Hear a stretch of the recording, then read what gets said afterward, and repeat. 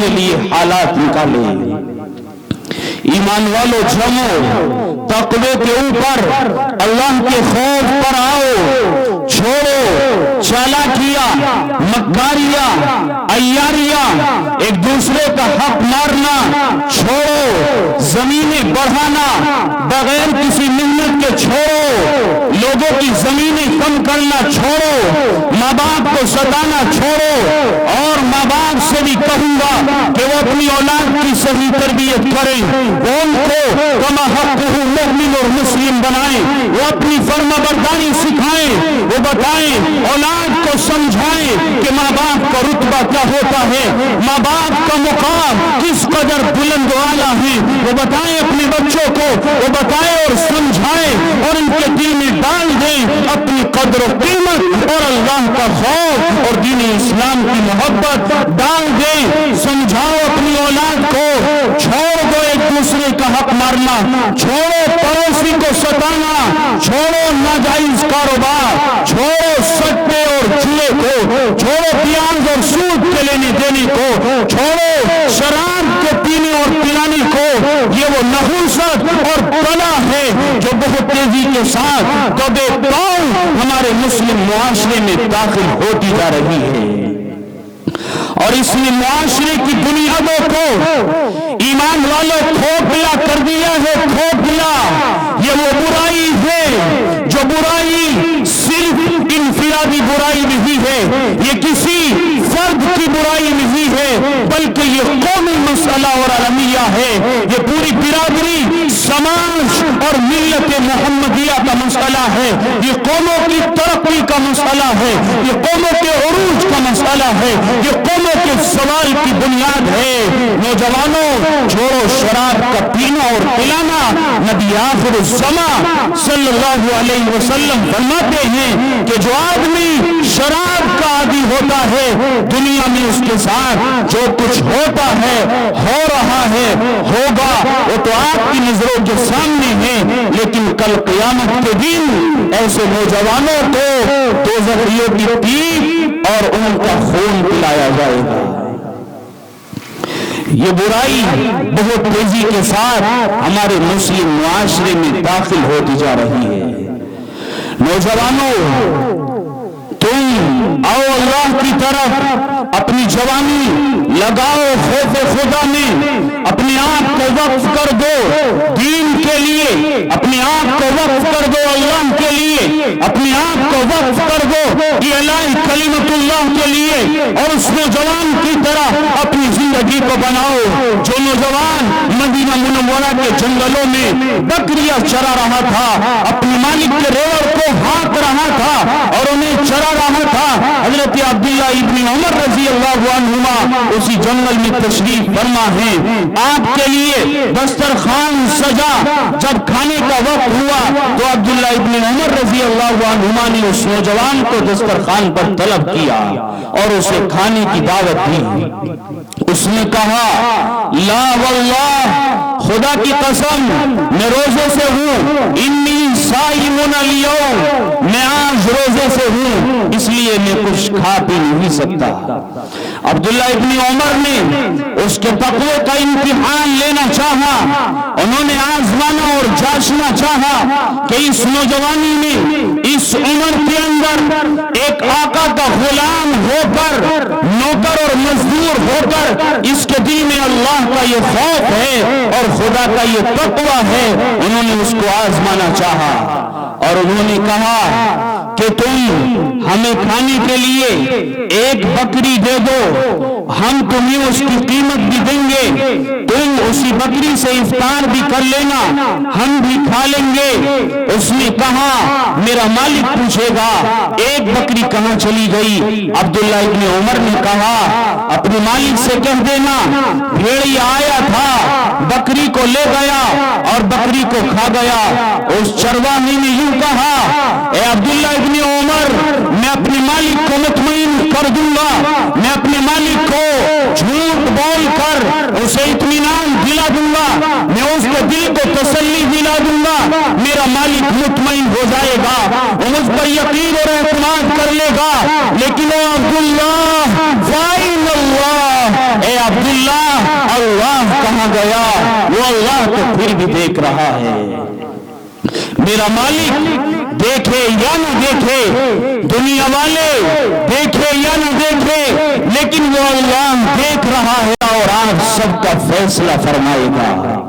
عبداللہ ابن عمر اس نوجوان کے تقوی اور خوف خدا سے بہت زیادہ متاثر ہوئے اور انہوں نے مدینہ منورہ پہنچ کر اس غلام کے آقا کا پتہ لگایا، معلوم کیا اور پہنچ گئے اس کے آقا تک اور اس کے آقا سے یوں کہا کہ میں تمہارے ساتھ ایک سودا کرنا چاہتا ہوں، میں تمہاری خدمت میں ایک بات لے کر کے آیا ہوں، اور وہ بات یہ ہے کہ تمہارا یہ جو غلام ہے بہت نیک طبیعت ہے، بڑا متقی انسان ہے، تم ایسا کرو کہ اس غلام کو مجھے بھیج دو اور یہ بکریاں مجھے بھیج دو۔ اس نے ایسا ہی کیا، اس نے وہ غلام بھیج دیا، بکریاں بھیج دی۔ عبداللہ ابن عمر رضی اللہ عنہما نے اس غلام کو بھی آزاد کر دیا اور وہ بکری ساری اس غلام کو مہیا فرما دی۔ جب دین خوف خدا آیا تو پھر یوں اللہ کی مدد آئی کہ غلامی کی زنجیریں بھی کٹی، غلامی کی زندگی بھی کٹی اور شریف لوگوں کے اندر داخلہ ہوا، آزاد اور رجل حر کہلائے، شریف اور آزاد انسان کہلائے، بکریوں کے ریوڑ کے بھی مالک بن گئے۔ لیکن نوجوانوں اور ایمان والے بھائیوں، یہ تب ہوا جب وہ اللہ کے خوف پر جمے، جب انہوں نے تقوی اختیار کیا، ورنہ وہ کہہ سکتے تھے، اپنے مالک کو بتا سکتے تھے، لیکن وہ صحیح معنی میں اللہ سے ڈرنے والے تھے اور فی حقیقت اپنے دل میں خوف خدا رکھنے والے تھے، اس لیے اللہ نے انہیں اس کا ثمرہ اور پھل دیا اور اللہ پاک نے انہیں بھی آزادی کی دولت اور نعمت دی اور اللہ نے وہ بکریوں کا ریوڑ اور غلہ بھی انہیں عنایت فرما دیا۔ آج ہمارے دل سے خوف خدا رخصت ہو گیا، آج ہماری زندگیوں میں خوف خدا باقی نہیں رہا، ذرا سے حالات آتے ہیں ایمان والے پر، یہ حالات کے سامنے ہتھیار ڈال دیتا ہے، جھک جاتا ہے اور حالات سے سمجھوتا کر لیتا ہے، اپنے ایمان کو پس و پشت ڈال دیتا ہے۔ اگر کسی کاروباری اور کسی تاجر کے سامنے کوئی بہت بڑا آرڈر آ جائے لیکن وہ 2 نمبر کا آرڈر ہو، بھول جاتا ہے اللہ کو، پس و پشت ڈال دیتا ہے آخرت کی فکر کو اور خوف خدا کو اور اس آرڈر کو لے لیتا ہے اور یہ نہیں سوچتا کہ میرا اللہ اس بات سے ناراض ہو رہا ہے۔ حلال کاروبار کرو، حلال کماؤ، حلال کھلاؤ، حلال میں برکت ہے، حلال میں نور ہے، حلال میں عافیت ہے، حلال میں وقار ہے، حلال میں عزت ہے، حلال میں طمانینت ہے، حلال میں دنیا کی کامیابی ہے، حلال میں آخرت کی کامیابی ہے، اور یہ کہیے کہ حلال ہی کے اندر اللہ نے ساری خوبیاں مضمر کر دی ہیں۔ جس کا کھانا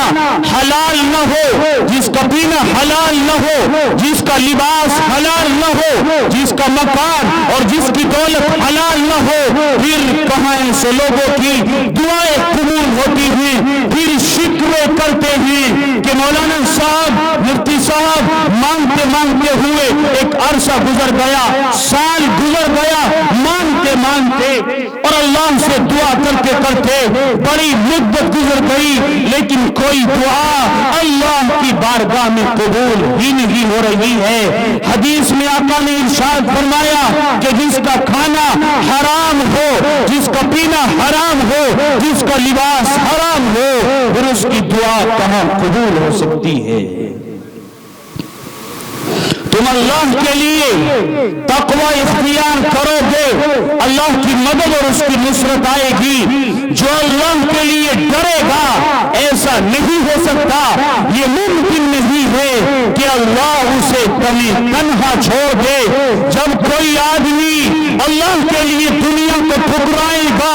حرام میں ٹھوکر مارے گا، پھر اللہ کی مدد اور نصرت اس بندے کے شامل حال ہوگی، اور اللہ اس کے لیے رزق اور روزی کا ایسا انتظام فرمائیں گے کہ جو اس کے وہم و گمان میں بھی نہیں ہوگا۔ مفتی اعظم پاکستان حضرت مولانا مفتی شفیع عثمانی صاحب نور اللہ مرکزہ نے لکھا ہے کہ ان کا ایک مرید تھا جو نیوی کے اندر آفیسر تھا۔ جب اس کی ڈیوٹی شروع ہوئی تھی، اس وقت ان کا جو ہیڈ تھا وہ تھوڑا دیندار تھا، یہ باشرہ اور صاحب لحیہ اور داڑھی والے آدمی تھے۔ جب وہ اچھا آفیسر تھا، اس نے کبھی داڑھی کے اوپر اعتراض نہیں کیا۔ پھر ایک مدت کے بعد ان کا ہیڈ اور ان کا دوستو ویڈیو اچھی لگی ہو تو ویڈیو کو ایک لائک کر دیں اور ایک پیارا سا کمنٹ کر دیں، اور اسلامک ویڈیو کے لیے ہمیں سبسکرائب کر لیں۔